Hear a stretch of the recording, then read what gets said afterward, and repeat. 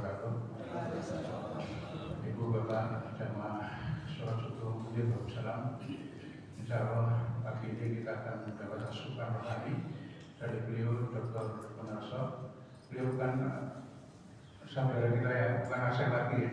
Beliau kan kemudian Pak Dwi, Pak Agus Suroso, kemudian Pak Adi sudah paham ya, karena beliau adalah imam dari Masjid Miftahul Jannah.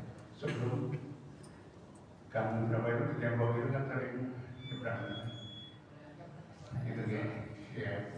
Beliau sehariannya masih ngasal di dosen Unik. Insyaallah mari kita dengar apa yang akan disampaikan beliau sampai waktu selesai.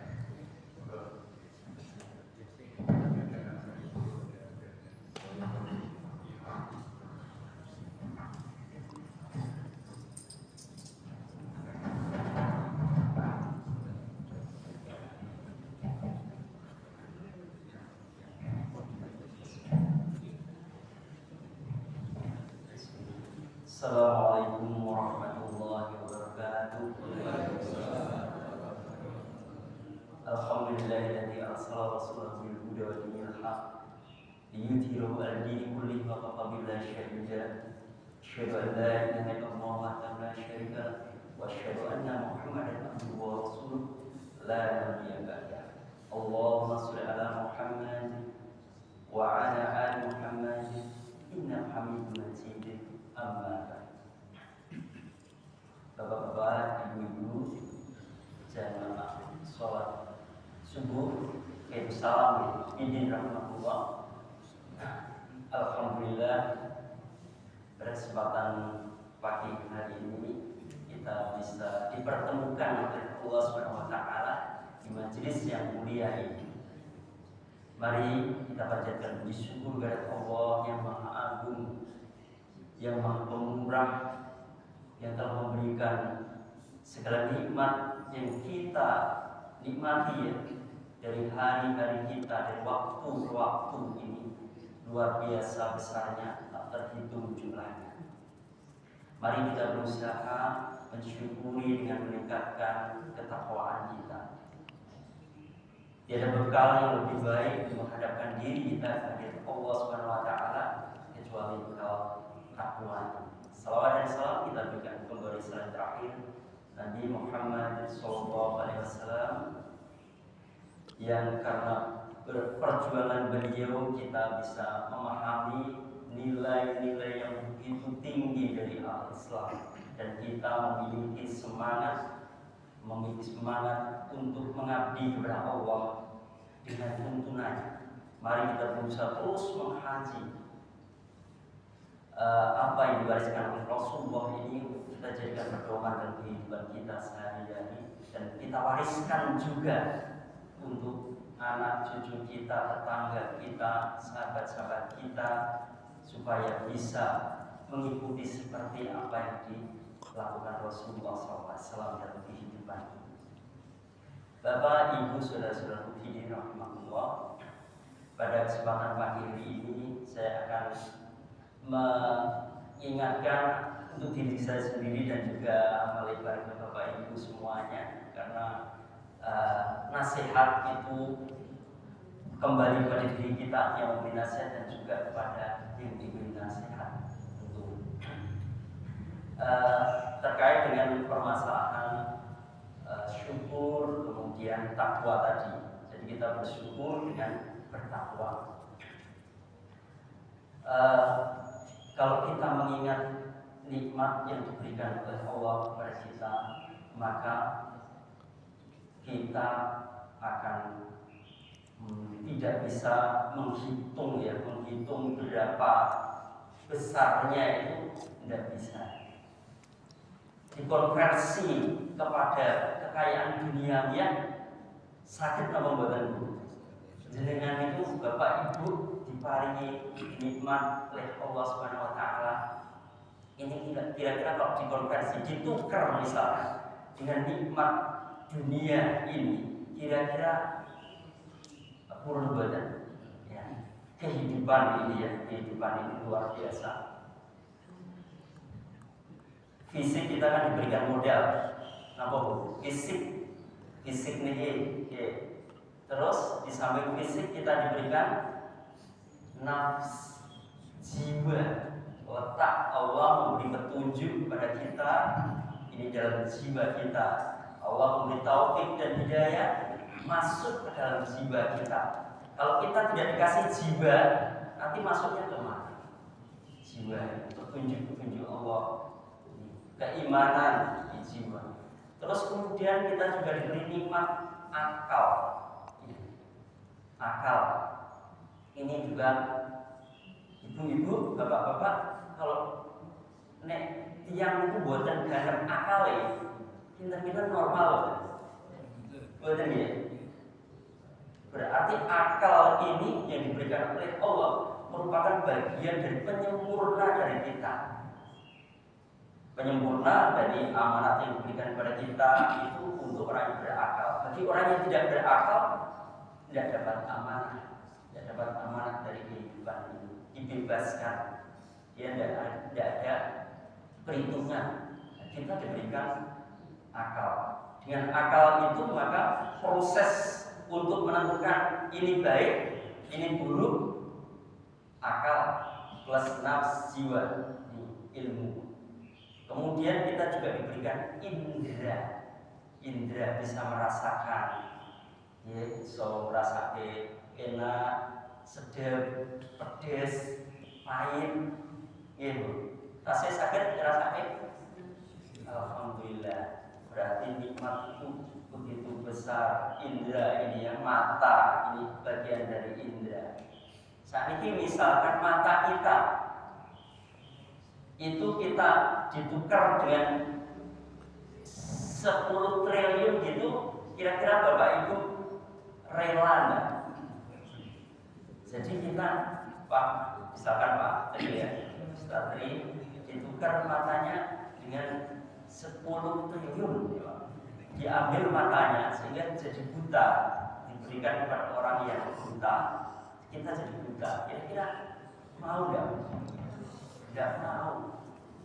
Jadi saya pun tidak mau. Saya yakin juga Bapak Ibu tidak mau. Ini baru mata, baru nikmat mata. 2 mata kita. Kita ditukar dengan 10 triliun tidak mau.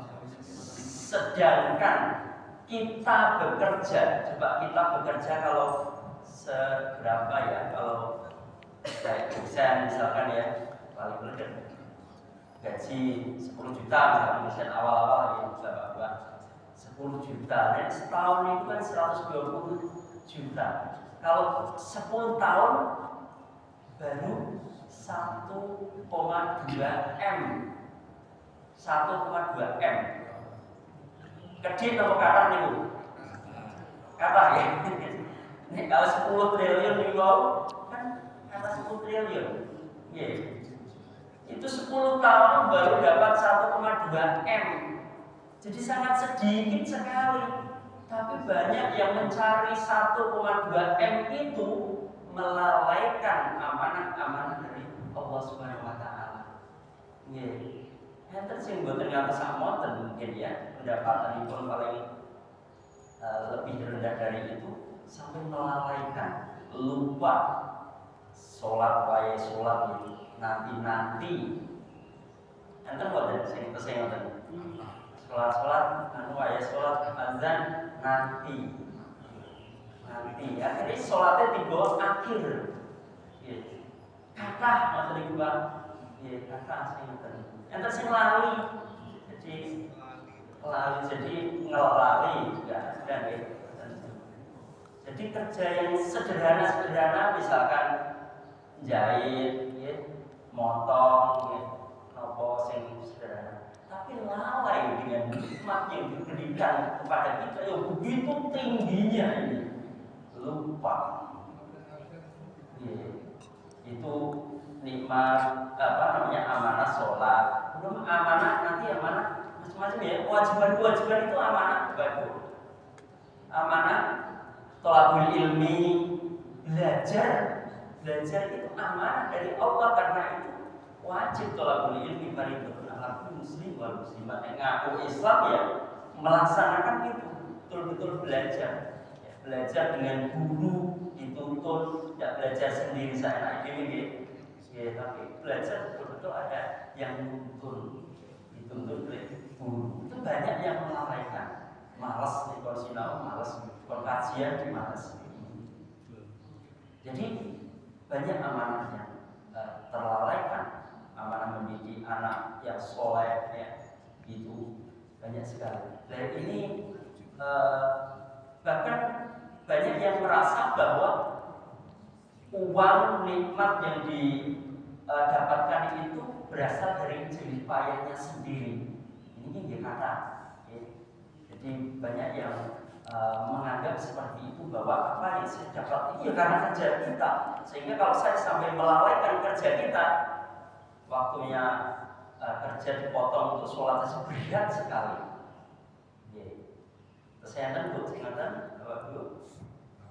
Masa ya nanti sholatnya kayak gini. Seharusnya sholat itu nomor satu. Ketika azan berkumandang, kita berusaha untuk seawal mungkin.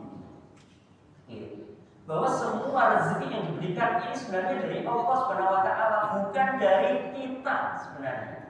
Yakinlah bahwa bukan dari kita, Allah yang memberi. Saya biasa ini mempelajari kelautan Bapak Ibu, laut. Nah, di dalam laut itu, kalau di dalam yang laut dalam itu, kalau sama si permukaan tentu beda. Ke laut itu kalau semakin dalam itu semakin dingin, semakin dingin. Dinginnya itu sama ada yang sampai 1 derajat Celcius. 1 derajat itu mau dalam es gitu. Dinginnya di dalam laut itu sampingan es 1 derajat. Tekanannya Bapak Ibu, tekanannya itu sampai 500, kadang ada yang lebih 500 kayak atmosfer. Itu podo karo jenengan ditekan podo karo jenengan diberki karo kira-kira 500 kg. Nggih, abot setengah ton. Jadi dipelet setengah ton. Dia yang tertiang nyelam 50 meter saja. Ini genderang ini sudah pecah, tidak kuat menahan air itu. Apalagi nyelam sampai 1000-2000 meter. Itu dingin dan gelap, tidak ada cahaya yang sampai ke dalam laut ini. Peteng Bapak Ibu, peteng gelap. Tapi ternyata di situ banyak makhluk yang hidup, banyak ikan-ikan. Ya, percaya benar? Jangan baru percaya mau saya menyatakan bahwa memang ada banyak sekali makhluk-makhluk sejenis udang-udang yang kecil hidup di kedalaman 11.000 meter. Ini gelap ya, betul-betul gelap karena cahayanya dan dingin sekali. Tapi makhluk juga ada. Siapa yang bikin Bapak ini? Yang membuat? Apakah makhluk itu sendiri hidup dengan sendiri? Kan tidak. Ada yang membuatnya, yaitu Allah yang maha besar, yang maha kuasa, sehingga menghidupkan makhluk yang banyak jumlahnya di dasar-dasar laut itu. Ya, itu ada dingin, banyak sekali, dan banyak yang dikasih karena gelap Bapak Ibu, diberi lampu lampu. Jadi ikan-ikan di dalam laut itu punya lampu sendiri-sendiri, ya, bisa mengeluarkan cahaya. Jadi ya ramai Bapak Ibu. Di dalam laut itu walaupun dingin dan sepi, ternyata juga ramai seperti kota. Banyak lampu di dalamnya karena punya fluorescence. Jadi ada fosfor, makhluk-makhluk di bawah itu fosfor. Siapa yang memberi itu? Apakah makhluknya sendiri? Tidak mungkin. Itu yang memberi adalah Allah SWT. Sehingga apa yang dimiliki oleh makhluk itu sebenarnya hakikatnya adalah pemberian Allah. Juga yang ada pada diri kita seperti ini, bisa hidup ini adalah Allah, kekuasaan Allah.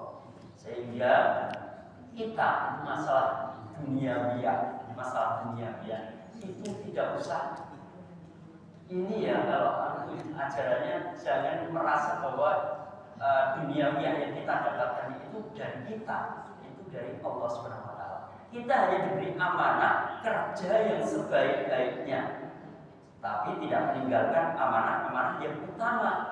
Ya Bapak Ibu ya, kerja kalau kita misalkan ada yang sebagai guru ya kerja sebagai guru, amanahnya sebagai guru apa sebaik-baiknya dilakukan. Tapi amanah dari Allah adalah amanah yang utama. Ya, harus kita ini. Sehingga kita harus tahu amanah hal-hal yang wajib dan yang sunnah ya. Itu harus kita pahami dengan baik-baik ya.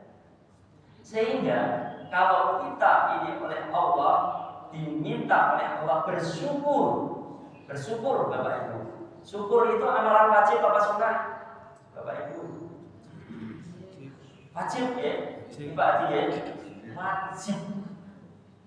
Jadi kalau orang tidak bersyukur, wah ini berarti jatuh nanti lawannya syukur adalah kufur.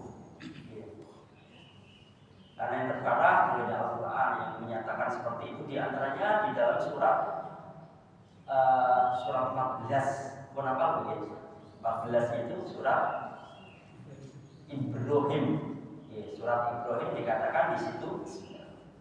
Alam tara alladziina baddalu ni'matallahi kufran wa ahallu qaumahum darul bawar jahannam yaslaunaha wa bi'sal qarar.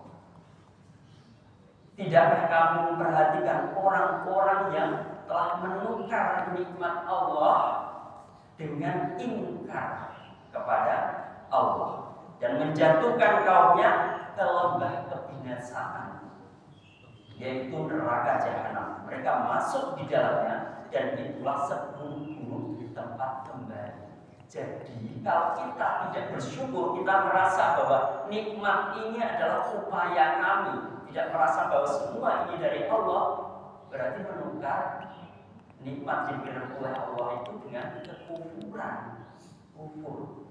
Dan yang kufur ya Allah sudah memberikan petunjuknya kalau kufur itu akan dikembalikan kepada jahanam. Nanti saya senang dikembalikan ke jahanam, Bapak Ibu. Inginnya surga ya, ini surga inginnya itu kembali kepada surga. Tapi untuk ke situ Bapak Ibu, maka kita dituntut untuk bisa bertakwa tadi. Ya. Jadi kalau syukur sendiri, syukur adalah menggunakan nikmat yang diberikan oleh Allah ini sesuai dengan kehendak dari pemberi nikmat, itu syukur. Ya, syukur itu ya syukron, ya berterima kasih. Jadi mengakui, syukur itu artinya mengakui bahwa memuji, berterima kasih bahwa nikmat ini berasal dari Allah. Kemudian kita sebagai rasa syukur itu melaksanakan apa yang dikehendaki oleh pemberi nikmat itu. Ya. Bapak itu sering mengatakan syukran ya. Syukran itu artinya berterima kasih. Ya, berterima kasih itu kita juga berterima kasih kepada Allah, mengakui. Syukran juga pengakuan juga. Jadi kalau orang-orang itu sibuk dengan kegiatannya sehari-hari sambil lupa bahwa ada amanah kehidupan ini, lah itu berbahaya. Jadi kita harus tahu amanah kita. Amanah ini itu adalah janji-janji yang diberikan Bapak Ibu kepada Allah SWT. Setiap hari janji betul, Bapak Ibu. Janji ya. Setiap hari kita itu janjinya itu luar biasa. Tiap 5 waktu sholat, tiap sholat kita selalu berjanji karena di situ ada doa iftitah yang di situ mengandung janji juga. Ya. Inna sholati wa nusuki wa mahyaya wa mamati lillahi rabbil alamin. Sungguh sholatku wa nusuki ibadahku wa mahyaya dan hidupku wa mamati lillahi rabbil alamin adalah untuk Allah.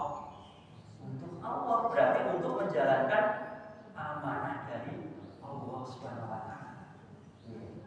Kemudian juga ada syahadat asyhadu an la ilaha illallah wa asyhadu anna Muhammadar Rasulullah. Ya, aku bersaksi bahwa tidak ada ilah yang patut diibadahi kecuali Allah Subhanahu wa taala. Janji betul itu. Janji itu adalah janji-janji kita kepada Allah.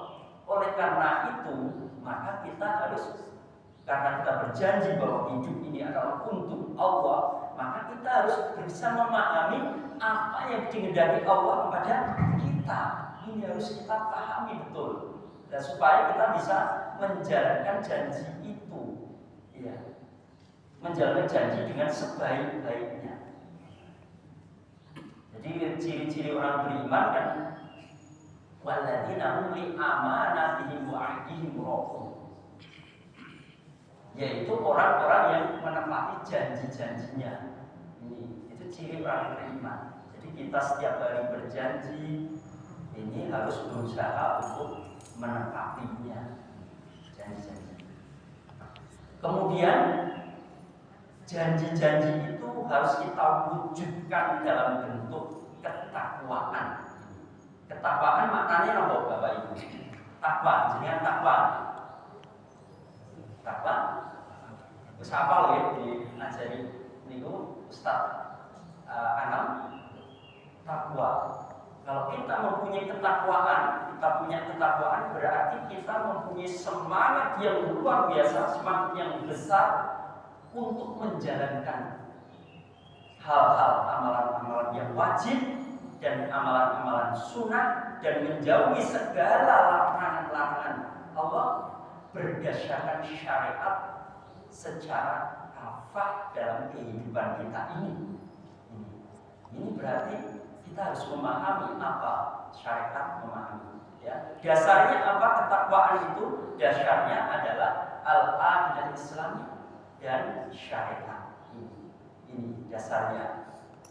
Sehingga pemahaman tentang al-aqidah dan syariat itu harus bisa kita pahami terus. Dan itu kalau tidak kita belajar dengan sungguh-sungguh, ya tidak bisa ya kita memahami itu. Kita harus belajar dengan serius. Thalabul ilmi fardhatun, wajib. Thalabul ilmi itu wajib untuk memahami ini. Jadi kita harus berusaha mengetahui amal-amal yang wajib dan sunnah. Amal selain wajib dan sunnah ada lagi apa? Selain wajib dan sunnah ada amal mubah. Terus ada amal makruh, ada amal haram. Ini. Jadi ada 5 ini. Dan kita dalam kehidupan kita sehari-hari ini, bangun tidur sampai tidur kembali, apakah kita sudah betul-betul memfokuskan untuk menjalankan amal wajib dan sunnah ini? Itu yang dituntutkan oleh Rasulullah. Kalau kita bisa menjalankan amal wajib dan sunnah dengan sebaik-baiknya, maka kita akan berpotensi untuk menjadi orang-orang yang bertakwa ini. Yes. Bapak Ibu, tadi inginnya ke surga. Nah, di surga ini menurut yang saya baca, ya, maka tiketnya memang harus takwa itu.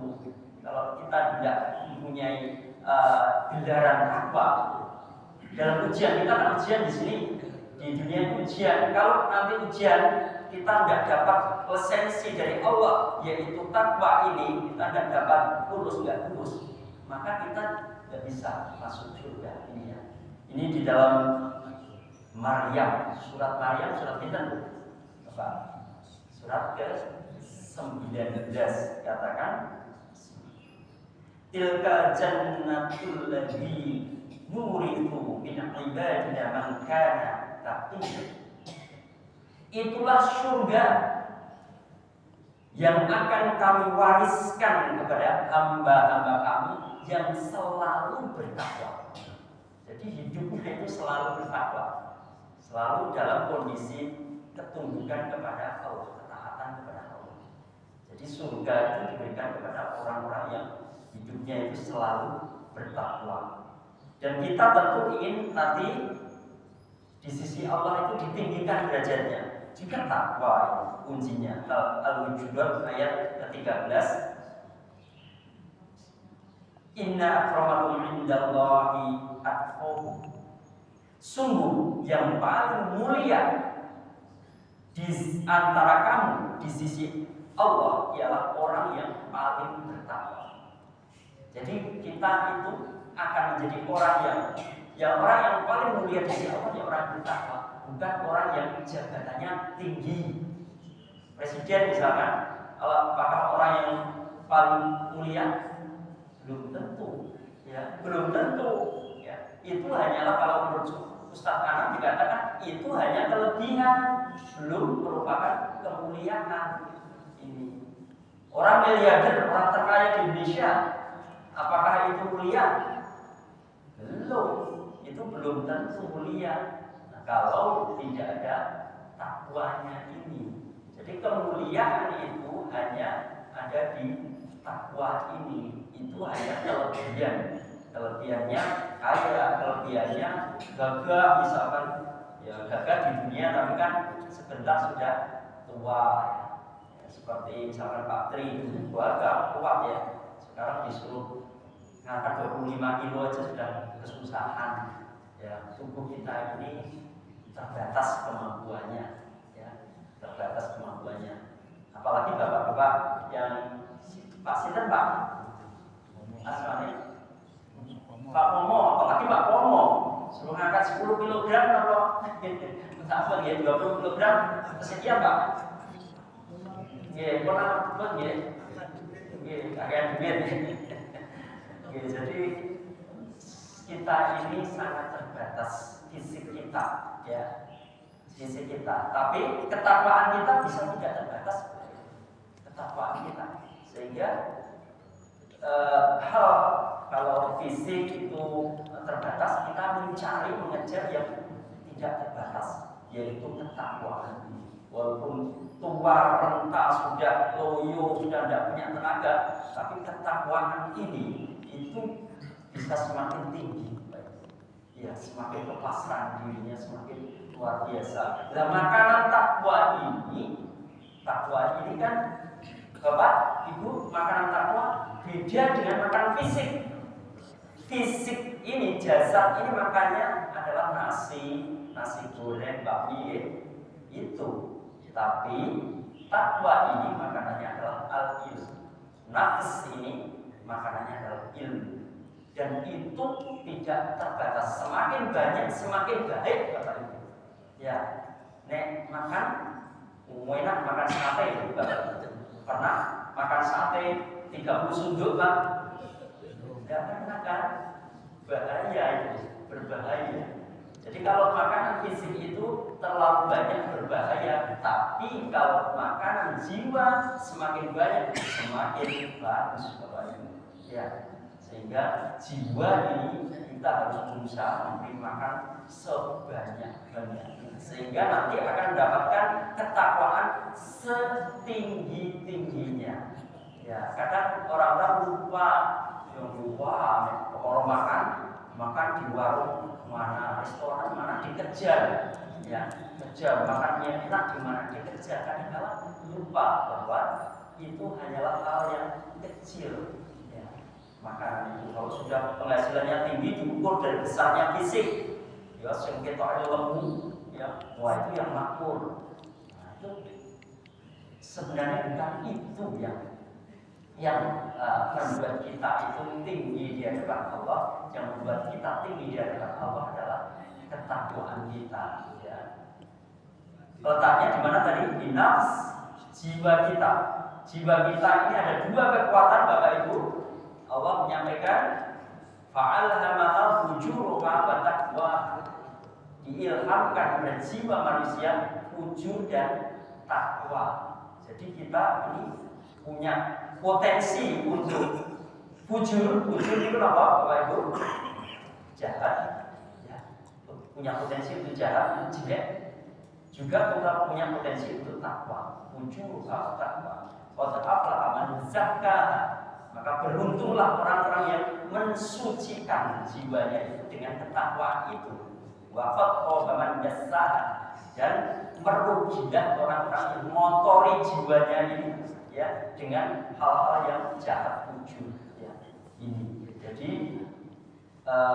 jiwa kita ini ada potensi untuk baik dan buruk, sehingga apapun kita ini, profesi kita, status kita itu punya potensi untuk baik atau buruk. Jadi kita potensi untuk bisa menjadi setan ya. Gitu. Yang ada di pulau Filipinas itu panas itu ya. Kan kita itu bisa mendapatkan bisikan, kita berlindung kepada Allah dari kejahatan bisikan setan dari jenis jin dan manusia. Bapak Ibu menapal ini dari jenis jin dan manusia. Berarti sifat setan bisa dari jin dan kita sendiri. Jadi kita sendiri ini bisa mempunyai sifat syaitan. Ya, setan itu sifat jahat itu. Nah, untuk kita bisa menjadikan diri kita menjadi orang yang bertakwa itu, maka kita harus berusaha sebaik-baiknya untuk memberi makan secara rutin jiwa kita dengan ilmu ini.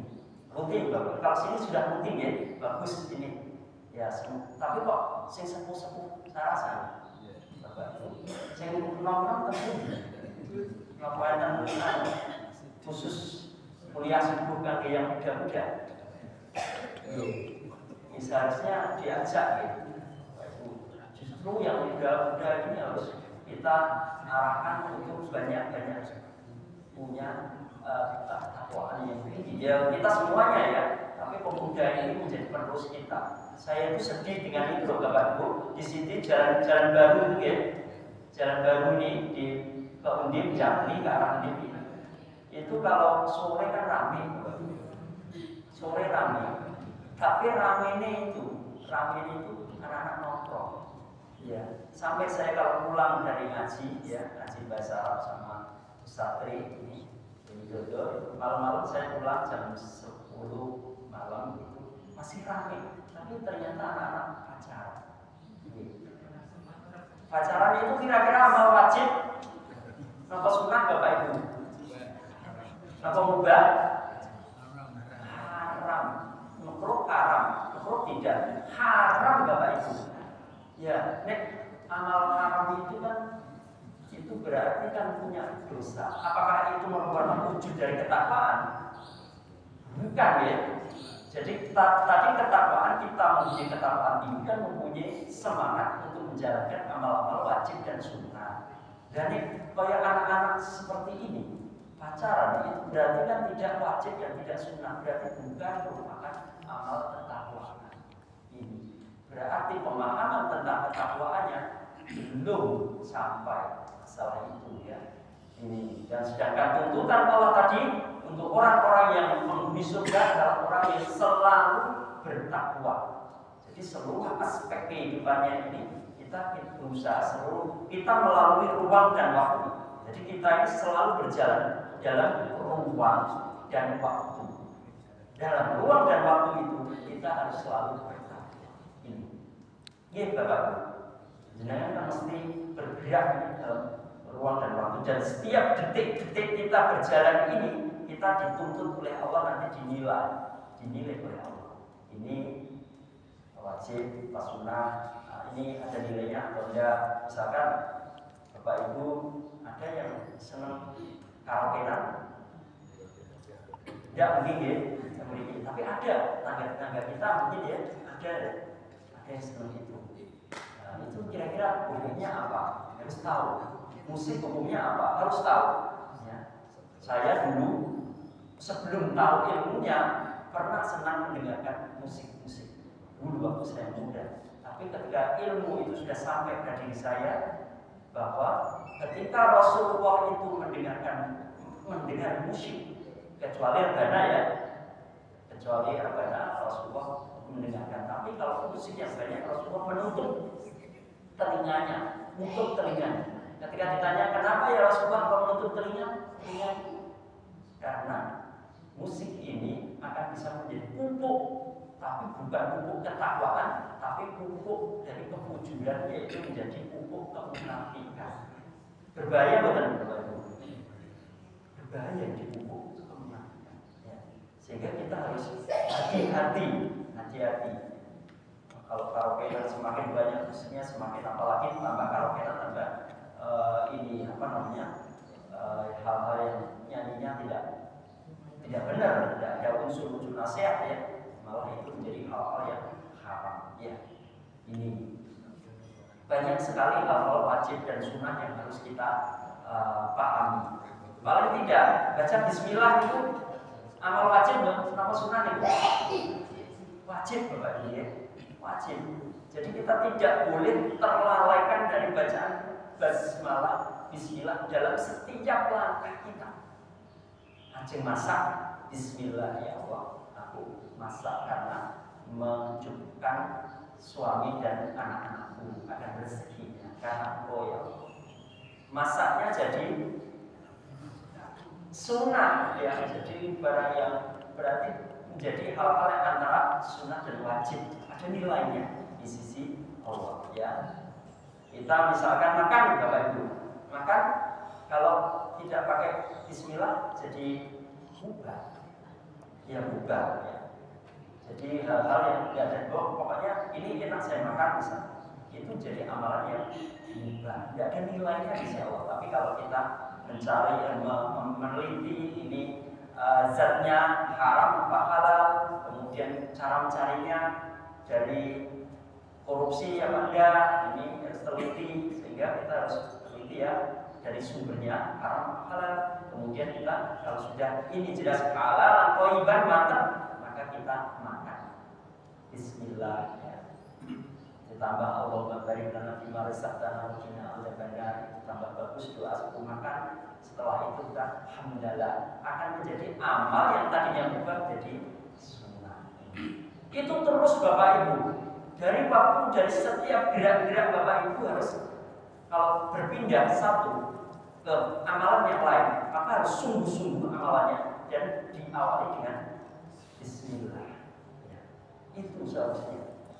Jadi kalau kita sudah pernah syarhan setelah kesulitan ada kemudian fa inna ma'al usri yusra, inna ma'al usri yusra, fa idza faragta fansab ya. Setelah selesai pekerjaan satu maka segera berganti bersungguh-sungguh melaksanakan kegiatan lain ya, dengan tentu dengan bacaan basmalah ya. Jadi bacaan basmalah itu adalah amalan yang wajib, jangan lupa itu, karena seluruh kehidupan kita adalah untuk mengabdi kepada Allah Subhanahu wa Ta'ala. Itu. Kemudian kita juga dalam meningkatkan ketakwaan ini, ketakwaan tadi adalah kita berusaha untuk melaksanakan amal wajib dan sunnah, itu semuanya apa? Kafah. Jadi berdasarkan syariat yang kafah.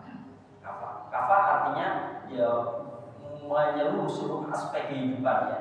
Allah sudah menjelaskan, sudah hafal Bapak Ibu yang menyatakan kita harus menerima Islam ini secara kafah. Ya ayyuhalladzina amanu khulu fis-silmi kafah, itu ada ya. Bapak Ibu, hai orang-orang yang beriman ya, masuklah Islam, masuklah ke dalam Islam secara kafah dari seluruh aspek-aspek kehidupan kita ini. Jadi aspek kehidupan kita ya banyak tuh, ada kita ngatur ekonomi misalkan ya, ngatur ekonomi, ngatur pendidikan, ngatur macam-macam kehidupan ini ya, masalah yang kita tekuni. Amanahnya kan beda-beda Bapak Ibu. Amanahnya ada yang ahli hukum sini, ya kan? Ahli hukum dapat amanah hukum. Kita harus betul-betul mempelajari bagaimana Allah itu memberikan hukumnya. Ini harus benar-benar memahami, sehingga jangan sampai kita yang hukum Allah kita tolak ya, yang hukum manusia kita laksanakan, dan kita mengakui bahwa hukum manusia lebih baik. Wah, ini bahaya Bapak Ibu ya. Jadi Allah sudah mengatur segala aspek kehidupan ini, diatur. Di antaranya kalau orang itu mendapatkan amanah jadi ahli hukum, ya harus mengerti akan hukum Allah Subhanahu wa Ta'ala. Kalau dia itu menjadi pemimpin, ya harus mengetahui bahwa bagaimana menjadi pemimpin menurut amanah dari Allah Subhanahu wa taala. Sehingga semakin tinggi amanah itu, kira-kira semakin tinggi apa semakin rendah tingkat beratnya, tanggungannya.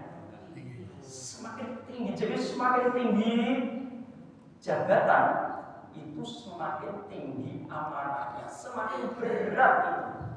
Tapi banyak yang pengen mendapatkan jabatan tinggi ya dengan keinginannya, bukan dengan ketakwaan, keinginannya menghalalkan segala cara sehingga mempunyai amanah yang pemimpin yang tinggi.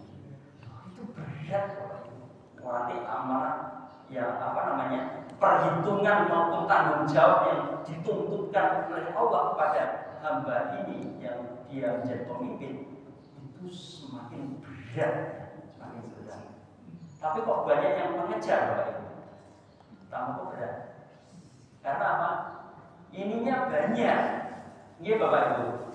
Biasanya jabatannya dulu itu bayaran kata. Bayaran kata. Sedang lupa bahwa amanah di situ juga banyak sekali. Hitungannya nanti semakin rumit di hadapan Allah Subhanahu wa taala. Ya, kenapa rakyatmu dulu ya kamu telantarkan? Kenapa ketakwaan tidak kamu ini rakyatmu kamu biarkan dia tidak memahami Islam? Nah itu nanti dituntut loh Bapak Ibu. Sebagai ketua RT atau ketua RT itu. Nah, ketua RT kita jabatan ya, tapi itu pimpinan itu nanti dimintai itu rakyatmu pada nggak ngerti akan agama, tidak ngerti akan ketakwaan, tidak kamu kasih petunjuk untuk bertakwa. Nah, ketua RT ini malas dewi sinau dan bagaimana? Malas belajar Islam, bagaimana bisa menuntun rakyatnya untuk bertakwa?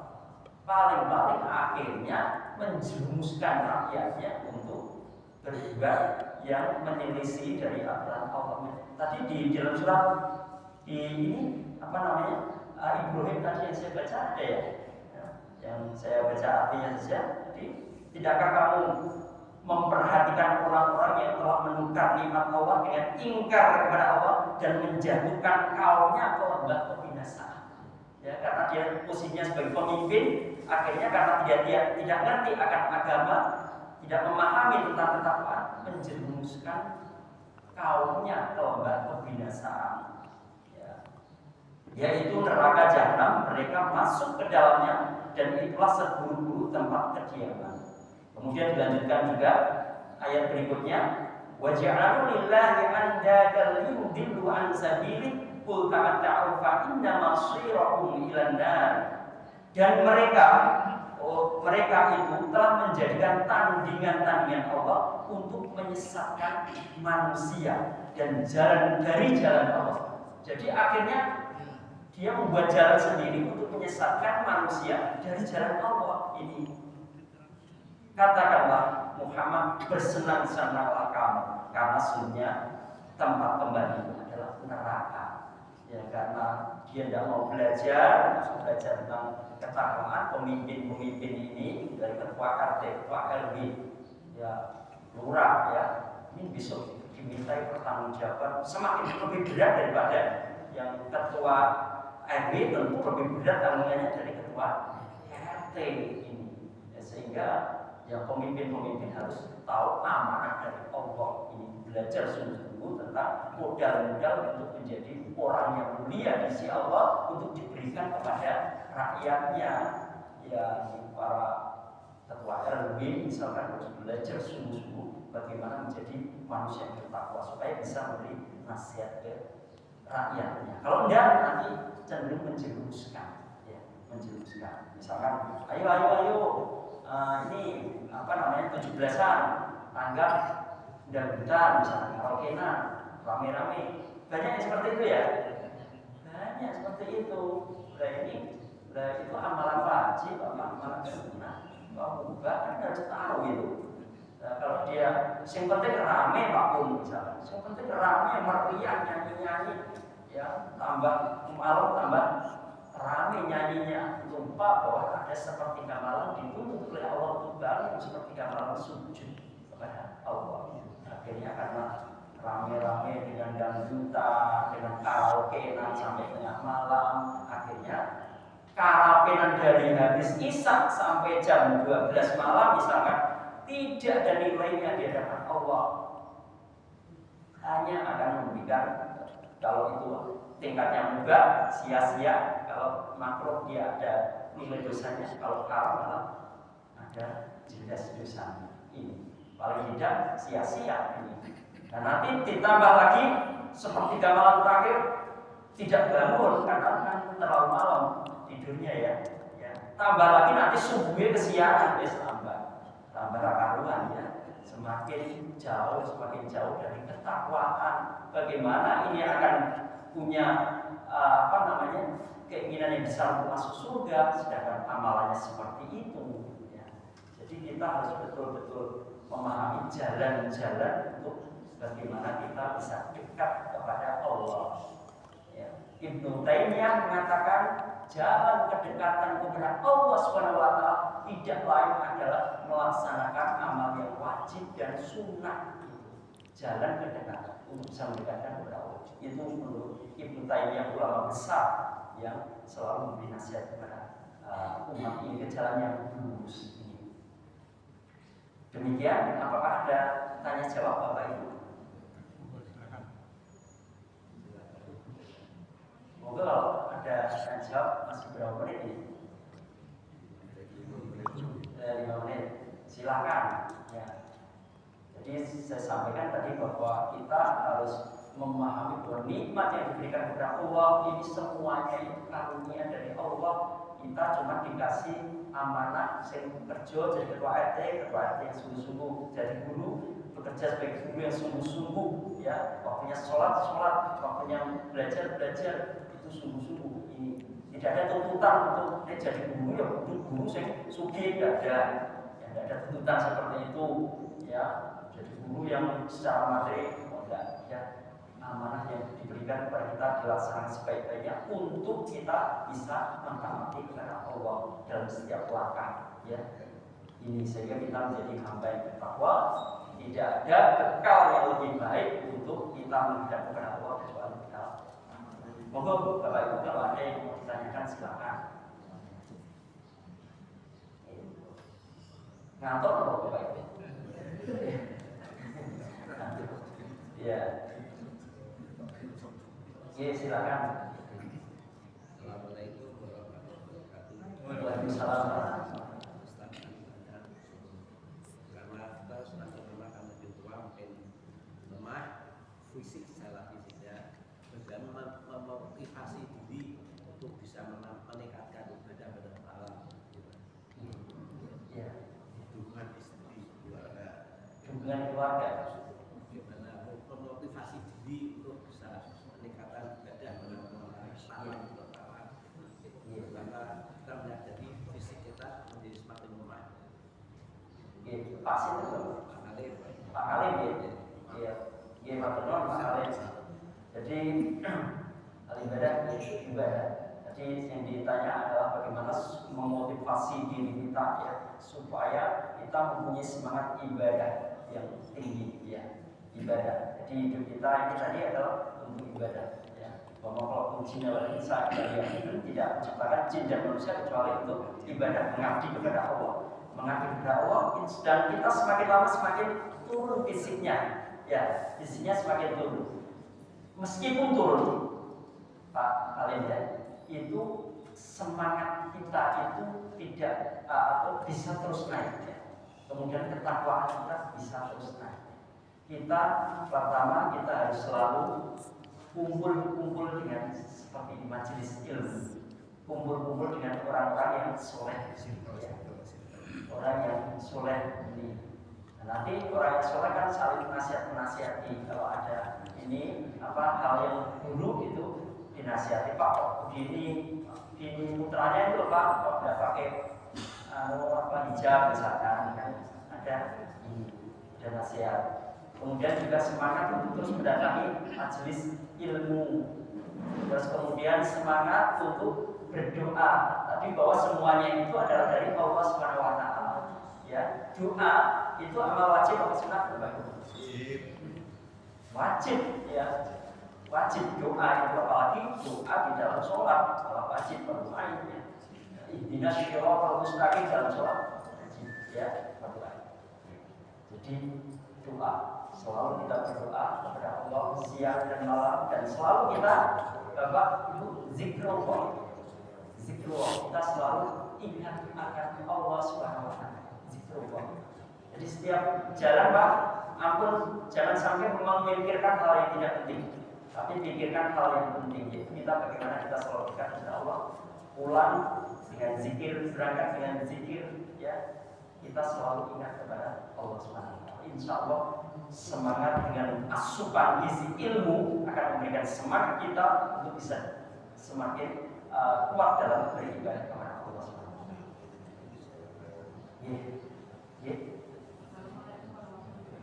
Waalaikumsalam warahmatullahi wabarakatuh. Izin bertanya, amalan seperti tawasul itu termasuk amalan wajib atau sunnah atau mubah?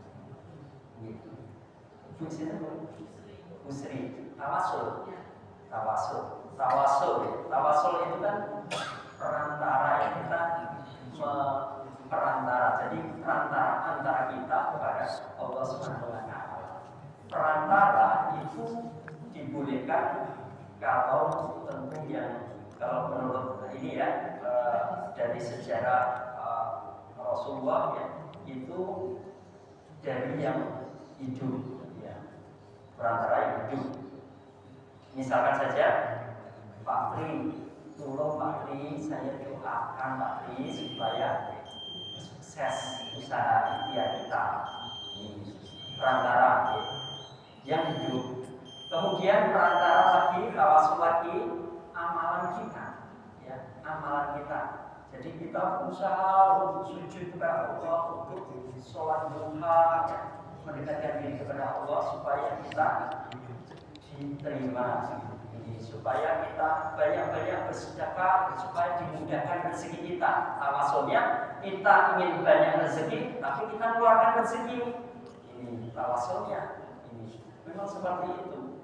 Ya, jadi semakin kita banyak berinfak, sedekah, semakin dimudahkan Allah SWT. Bagaimana kalau tawasul dengan orang yang sudah meninggal, mati dan soleh atau gimana gitu? Ya, kalau menurut apa yang diberikan oleh ini ya, sepengetahuan saya, untuk orang yang sudah meninggal, kewajiban orang yang hidup adalah mendoakan. Itu yang jadi mendoakan itu adalah apalagi mendoakan orang tua kita. Mendoakan. Jadi kewajiban, kan ada hak dan kewajiban. Haknya yang sudah meninggal ya didoakan, yang hidup kewajibannya mendoakan. Ya, kita selalu mendoakan kan itu apa namanya, Allahumma ighfir lil muslimin wal muslimat wal mu'minin wal mu'minat al ahya'i minhum wal amwat, baik yang hidup maupun yang mati. Ini didoakan ya, ya Allah, ampunikanlah dosa-dosa dari kaum mukmin dan mukminat, baik yang hidup maupun yang sudah mati. Ini itu kewajiban. Doa itu doa wajib ya, doa wajib. Harus kita saja, tidak boleh kita doa untuk diri kita sendiri. Ya, ada lagi? Oke, jelas gitu. Oke, jadi yang jelas-jelas saja kita laksanakan. Oke. Nah, kalau tidak ada, karena tadi sudah ada apa namanya, waktu sudah jelas. Mari kita tutup majelis ilmu kita dengan membaca alhamdulillah dan doa tutup majelis. Alhamdulillahirabbil alamin. Subhanallah wa bihamdihi, asyhadu an la ilaha illa anta, astaghfiruka wa atubu ilaik. Wabillahi taufiq wal hidayah. Wassalamualaikum warahmatullahi wabarakatuh.